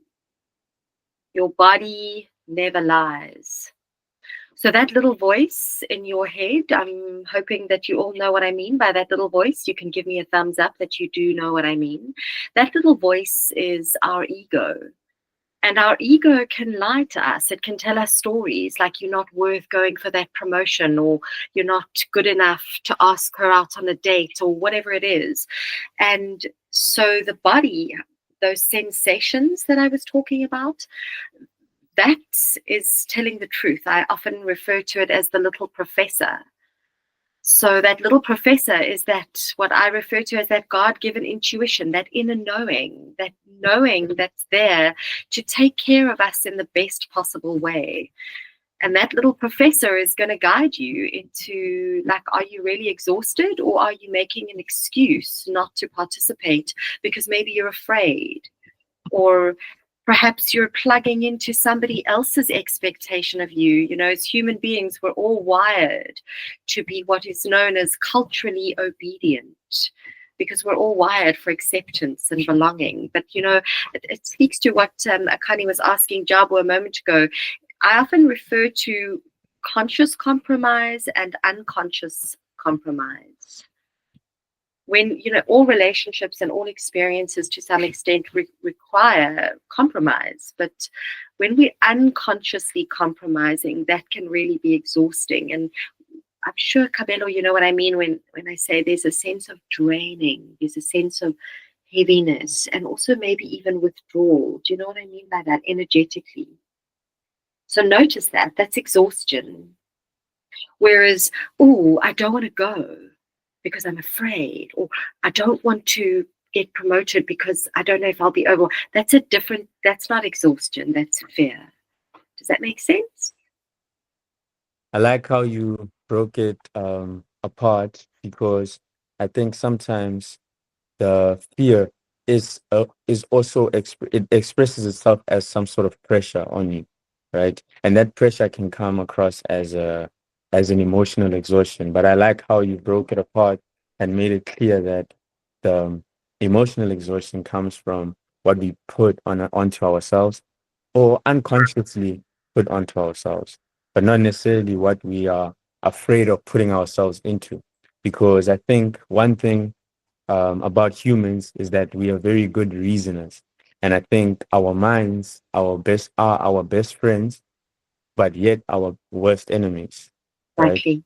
In the fact that they can make you think, the reasoning can make you think that you not taking that risk, or you not doing that thing that you told yourself you're going to do, you reason with yourself to find comfort in that. Oh, I'm exhausted. Oh, I'm this. Oh, I'm that. And I think it comes down to what Jabu was also saying, which was the things that we say to ourselves that we use as definitions of ourselves, but aren't necessarily true. That's the little voice. That's Yeah. exactly the voice that I've been talking about. And remember, I started by saying your sensations in the body are basic impulses that the little voice, the thoughts, starts to then condition, which then changes that into an emotion, which ultimately results in a belief, which then results in an experience, and then a whole perception. So if we can change just our relationship with the body, and you know what I often say to my clients, we don't need any more information. We don't need any more model. We got it. We get it. We know. We're very wise. If we just learn one thing, and that is to tune into what our body's actually saying, it's mind-blowing, actually, how you can change your life just with that. Don't complicate it. hacking your brain. Yeah, exactly. No, I That. do feel hacked right now. Thank you for the wonderful words that you shared today. I think Akani has another question. Let me let him express his word. Okay. Hi guys again. I have another question. Regarding to what Jabu was speaking about earlier on. He spoke about asking yourself questions and then getting answers, taking a decision, and then um getting an outcome out of the decision you took, right? So in the generation we're living in, the Gen Z's generation, right? So a lot of people, a lot of teenagers like me, myself, we talented in many different ways. You talented in speaking, you talented in sports, you talented in doing many things, right? So how do you know that when you ask yourself questions of what am I good at, when you get answers, okay, that I'm good at this and this and this and this and this, right? How do you take a decision that if I choose this and this and this, it will work out for me? How do I know that the decision I'm taking is the right decision for myself and it's the decision that's gonna bring a good outcome to my future and to my life in a great and positive way?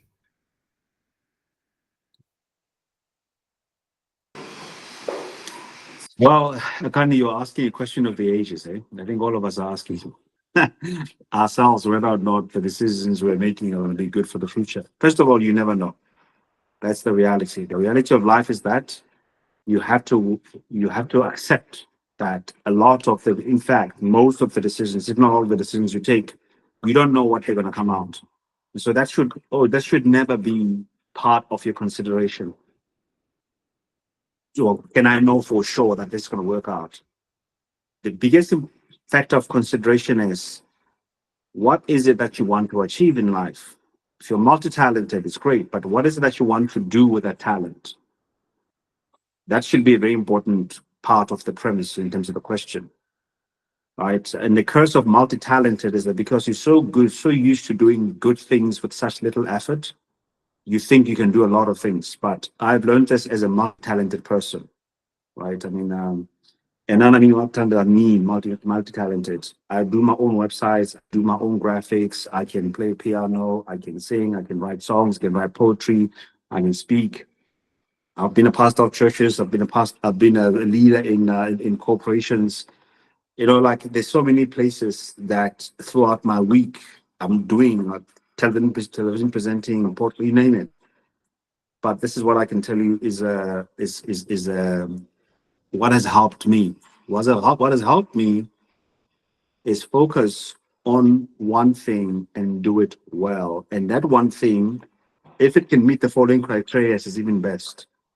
If it is the lowest hanging fruit, what that means is this: is that it can leverage the best of your skills with the least amount of effort, with the best income, sorry, the best outcome, and the highest impact.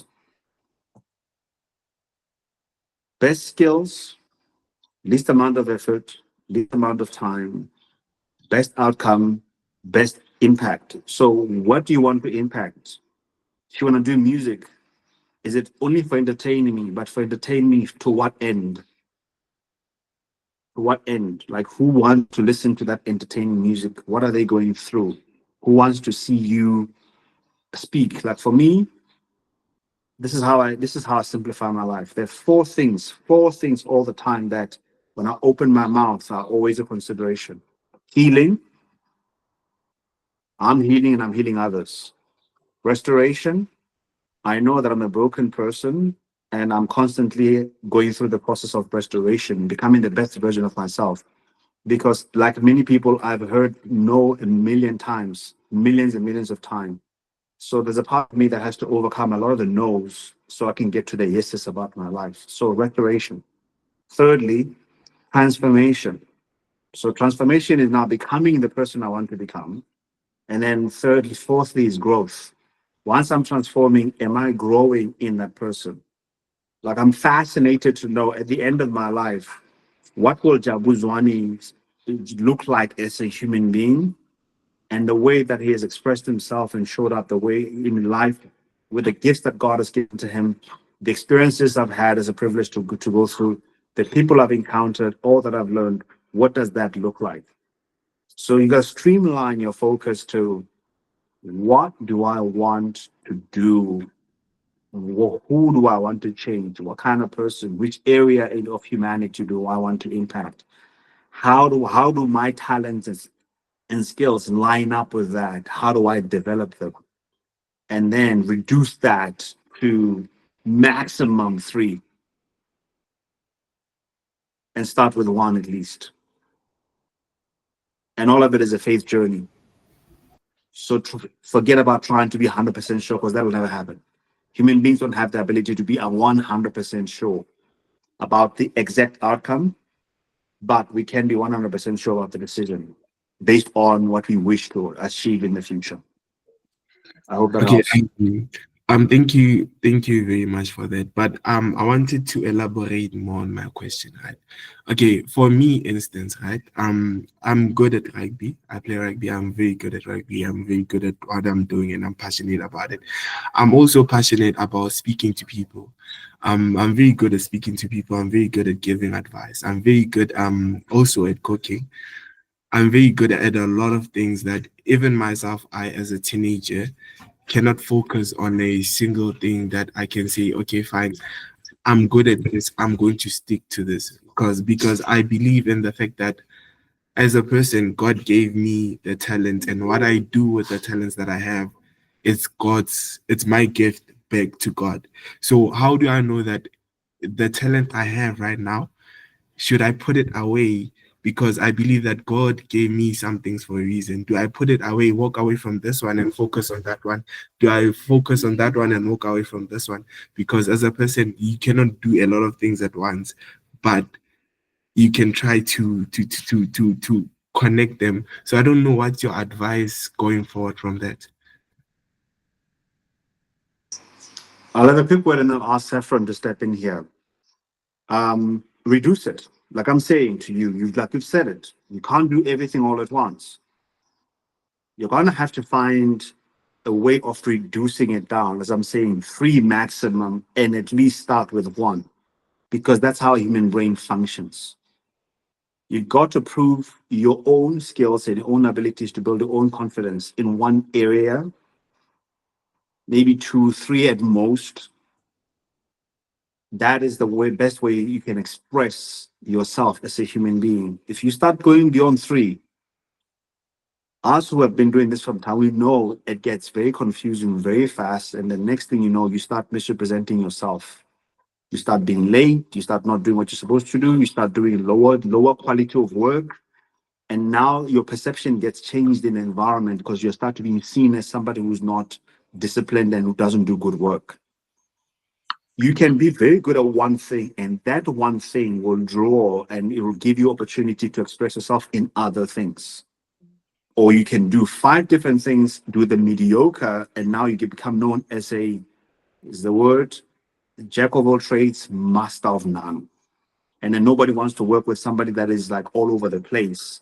But people want to work with someone that has proven themselves to be highly disciplined in one thing and has reached a high level of proficiency, because they're buying into you as a person and your ability to express yourself in your talents. Saffron, over to you, please.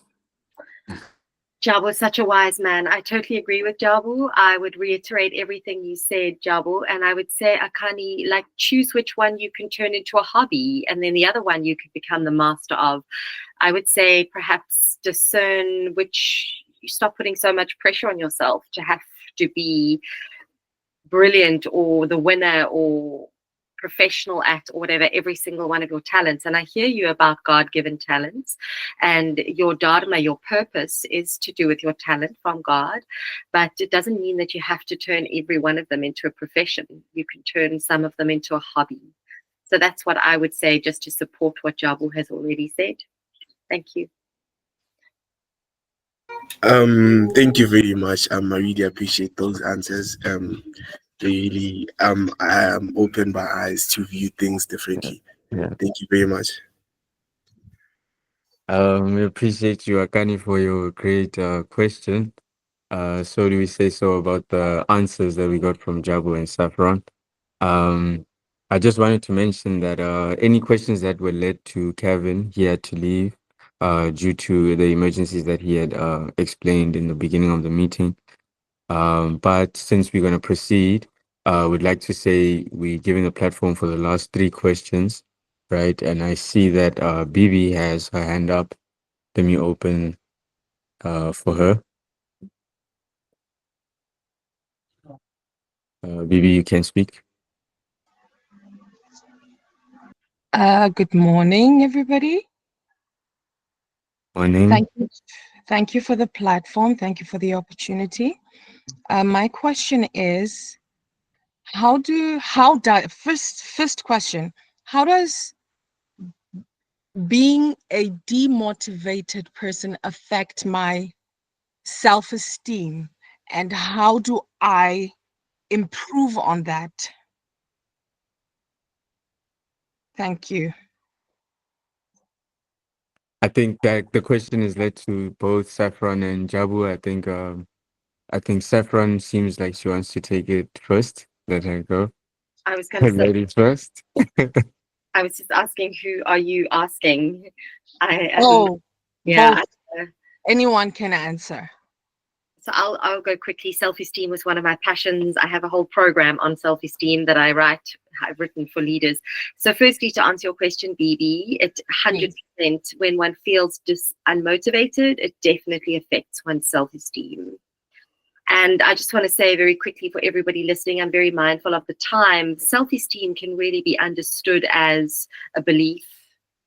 The difference between people who live with high self-esteem and people who live with low self-esteem is really a belief in whether or not I'm worthy of that self-esteem. It's got nothing to do with your race, your gender, your personality, your past, your experiences, nothing at all. And so we can all build self-esteem. It's a skill. But when one doesn't have the energy to have motivation, building self-love and self-esteem and confidence and all of that is self-worth, is energy. It takes energy. So I hope that answers your question around whether or not feeling unmotivated impacts self-esteem. And very quickly, because I'm very aware of the time, self-esteem is made up of 3 major things. Okay. And they can all be taught, they can all be learned, and they can all be practiced. And if you want to learn about how this, you can contact me on social media. I didn't punt myself, I forgot to because I'm crap at that. So self-respect is the first thing. Self-respect is a feeling. You've got to feel for yourself in order to respect for yourself. And you know when you've not been respected, don't you? Yes. Exactly. So when you've not been respected, do something about it or let it go. That's the first thing. All right. That's coaching yourself. Got it? And Got I'm doing it really fast. Well done, sister. The second thing is if I practice self-respect and self-respect and self-respect over and over again, I learn to trust myself. Do you know what I mean? You know when you've trusted yourself and when you haven't. True? You know when afterwards you go, oh, crap, I should have said it differently. Why didn't I stand up for myself? Whatever it is. Yes? So practice that. Good. And that leads to the third component of self-esteem, confidence, feeling really confident in myself. And that is happiness. And happiness is not like singing and dancing, although that is involved in happiness. That's the joy component, when I feel genuine joy. The other parts of happiness is competence and fulfillment. What do you need to get competent at?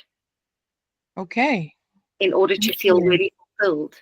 Find joy in your life. Practice self-trust and self-respect, and then you'll feel self-confident, which is self-esteem. But don't forget to do all the other stuff that I taught you earlier, because you've got to be motivated to have the energy.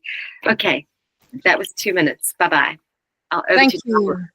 Pleasure. Thank you very much. Over to Jabu. Very well answered again. I love how you just categorically put answers, Saffron. I appreciate that so much. I'll say this to you. For me, it's always, first of all, what do you believe about yourself? Like, it's important to interrogate that. What do you believe about yourself? If somebody asks you about your competencies, what is the first answer that comes to mind? Oh, I'm amazing, or I suck, or oh, I'm still struggling. Like, what do you believe? Start to interrogate your belief systems about what do you believe about yourself. because that is Okay. crucial to understanding what your own identity is. What is your own sense of your own identity? Because Oh, the way you identify with yourself determines what the things you believe you can achieve in life, the things you believe you deserve in life, like respect. You know, self respect. If you have a poor self identity and you don't believe that you are respectable, then you will have difficulty applying respect to yourself. So, do you true. feel, do you have a belief of your own? Do you believe your own, that you are respectable? And one of the ways that you can do that is this. Again, you look at the things that are unchangeable about you as far as your identity, your background. There's some things that you have to make peace with. Like I know that I'm a black South African male, who's African, all of that, Zulu or not. I don't even know sometimes whether I'm Zulu or not because I didn't grow up as Zulu. But there's certain things about me that I've got to make peace with about myself. Secondly, there's certain things I gotta make peace about myself as far as my own abilities. That's why I said the second part of confidence is what do you believe you can do? Uh-huh. Right? Do you believe that you can achieve the things you say you can? And if you don't, why don't you? Why don't you believe that? Where does it come from? Who told you you can't? What told you you cannot? Who, as a person, what are experiences? What is the environment? What is your own, your own belief systems? What is telling you that you can't achieve the things you cannot? Yes. That you want to achieve it. You know what I mean? And then, the last thing that I want to say as far as competence is that what do you believe about the when you're looking at the environment? Do you believe it has more power than what you can do in the environment? If you think that is too big, and then you're thinking I'm a victim, you're thinking I'm weak, you're thinking I have no power, because fear is about your own ability. When you start minimizing your own ability and then you're exaggerating the environment, then you look down on yourself. Then you don't perceive that I can do that. And so then you then stay in the victim mentality. You then stay in Mm. the survival mentality. Even when opportunity is presented to you and somebody says to you, this is an opportunity where you can shine, the opportunity will find an incompatible way of thinking about yourself. And so the likelihood is that even if you take it, you're going to screw it up, you're going to mess it up because you don't believe Yeah, you can do it. yeah, because I'll be believing that I would have a negative mentality. Yes, you'll have an unhelpful. Okay, let me say I don't like the negative and the positive. Okay. I like describing words correctly. An Okay. unhelpful mentality. So in other words, instead of thinking I'm negative or positive, you must always ask yourself this question: is the way that I'm thinking about this helpful to whatever goal I want to achieve? Or is it beneficial to me? Yeah, exactly. Those beautiful words: beneficial, helpful, functional, empowering. Those Yeah. are the words. Those are active words that those are adjectives that are descriptive, not just a Yeah. generic thing like something is negative, Yes. because that's, you know what I mean? Yeah, and not generalizing, being specific. That's Being very very specific. powerful. Absolutely. Thank you very much. So welcome. I just need to reiterate, the more specific you can get, resist the always, the never, and really get specific around facts, and then specifically how they impact you. That's a really good reflection to do. And then don't ever forget the why question. 5 whys will solve your problem 99% of the time. Well said by the speakers. Is there anyone who would like to ask further questions? We have two more questions. But just to add to what Saffron and Jabu just said, like the questions lead to those answers that allow us to make those useful decisions, not positive, not negative, but useful decisions. And confidence, like Jabu said earlier, he said it's a strong belief and it's almost a feeling of knowing at that point. So that's a really, really great way for you guys to share your knowledge towards BB, and also BB to feel comfortable to share such a question. I see that BB and Akani have the last two questions. I'll let Akani go first.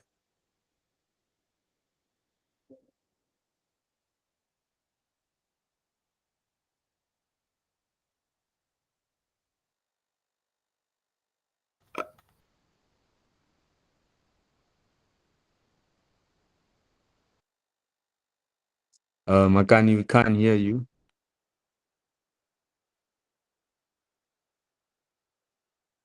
Okay, in the meantime, maybe let's hear what Bibi has to say.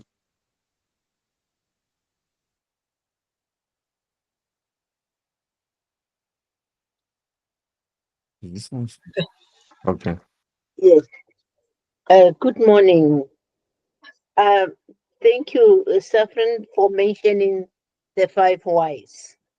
It's for me. It's not actually a comment. It's not a question, but it's a comment. I wanted to bring up the issue of the Johari window. Johari window talks about building self-awareness and trust. The Johari window is a visual representation of what you know about yourself and what others know about you to help develop self-awareness and trust. Mabaso asked a question, and I wanted to quote that. But now I see when you Saffron, when you make mention of the 5 whys, I think I would recommend to us at this meeting to go for the Johari window, because the Johari window has got those 4 windows which help a person to know himself and then to build trust about himself. You know, the 4 windows: open window, the blind window, The hidden, what you hide. And the hidden window. So that happens because most of the time you'll find that there are those things which you don't know about yourself, yeah, but there's another person who knows about yourself. So the attitude also counts a lot there. yeah, That yes, if you can take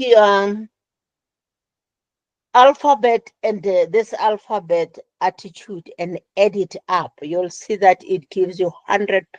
It means that is the excellent weight which you need to take into consideration when building one's trust, because it all goes about trust. What we've been the core weight, the main way core weight which we have been mentioning this morning, I think trust.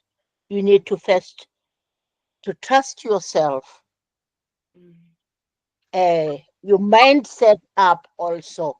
It counts a lot. So I yeah. would recommend, yes, I would recommend the Johari window. Fortunately, nowadays you don't have to go on hard copy. You just go online and then check on the Johari window. It helps a lot. Thank you very much. Yeah, beautiful. And I have to agree with you. And anybody who isn't familiar with the Johari window, I think probably the most powerful question, because we've been talking about questions since 9 o'clock this morning. That's what coaching yourself is all about. Asking yourself, as Jabu said, the quality of the question is the quality of the answer, etc. And I think a very powerful question from the Johari window is, what do I hide? Because what we hide is an indication of what we are ashamed of. And actually, what we are ashamed of is what we defend. And that's usually what other people see, known as our blind spot. And if we can therefore heal what we are ashamed of about ourselves, within ourselves, and as Jabu has said repeatedly, this is actually what my entire master's thesis was about, was our identity. You know, the way my master's thesis argued that what our identity is basically how people then treat us because of their own conditioning. And Jabu was talking about their narrative. I talk about it as our conditioning. So our families and community members treated us in a certain way, conditioned us into perceiving things about ourselves because of the way the narrative works in the world, etc., etc. I mean, we could talk about that all day. And because of this, we then come to believe certain things about ourselves. And then we grow up essentially unconsciously teaching people how to treat us, but also carrying shame about what we believe about ourselves because of what other people have conditioned us to believe. And so that's what really this, I think, again, the Johari window is a tool for those of you who are unfamiliar with it. I think it's a very powerful tool. I agree with you that we can use in order to help unpack and reflect some of the narratives, the belief systems, etc., whatever. Jabu, my language, it's kind of where I think Jabu and I, it's almost like we collaborated. Hey, my friend, it was amazing how synergistic our presentations were.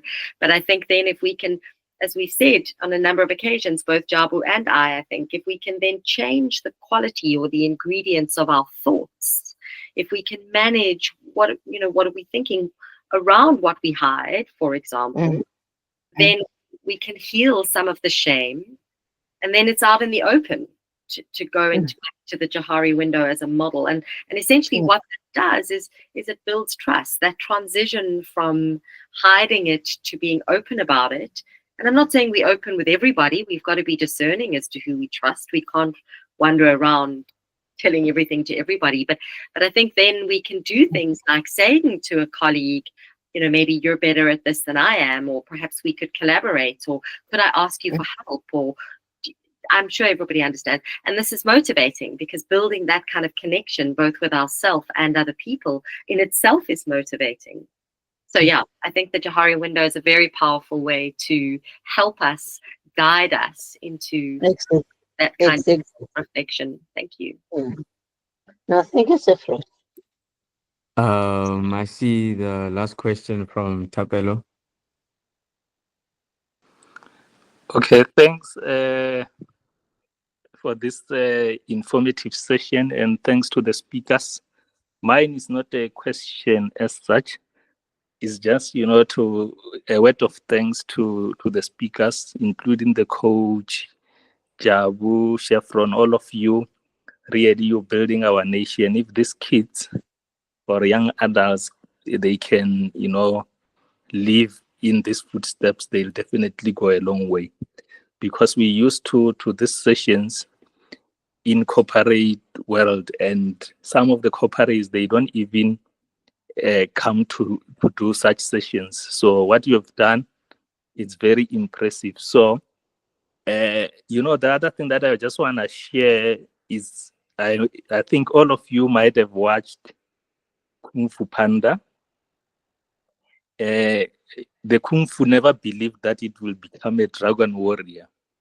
So what actually happened, it's that tortoise that said, if you believe that you will be a dragon warrior, you will be a dragon warrior. Then I'll switch to another movie. I know you might know this one, The Drum Line. With the drum line, there was this boy who was very good in playing drums and all those things. And he believed that, no one can beat me. But the only shortfall to that boy was he didn't have the background, the theory of music.